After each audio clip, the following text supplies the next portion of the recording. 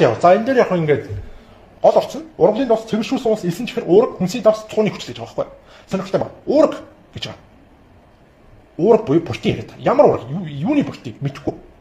Заавал тийм ээ вэй юм уу касин юм уу тийм ээ эсвэл айзолет юм уу ямар төрлийн синтетик юм уу органик юунаас гаргаж авсан ямар технологиор хийсэн ургийг заавал бичсэн байх хэрэгтэй байдаг.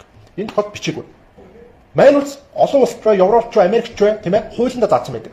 Манайд гэдэг бүтээгдэхүүнд юу орсон байх хэрэгтэй бэ гэхээр өндөг орсон байх хэрэгтэй. Өндөгний яд шар орсон байх хэрэгтэй.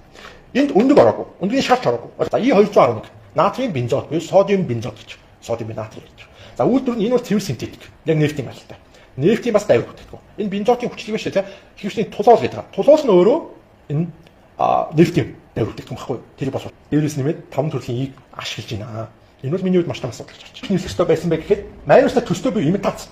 Imitation product гэж байна. Яг нэг өмнө ярьжсэн дүрсвэсэн шүү дээ. Тийм ээ? Imitravani гэдэг тийм орсоор бол тийм ээ? Имитац тийм ээ? Imitation буюу хиймэл дуураймал бүтээгдэхүүн гэж нэрлэх ёстой. Imitation minus гэх юм уу тийм. Эсвэл нөгөө хэлбэр нь vegan minus буюу тийм ээ.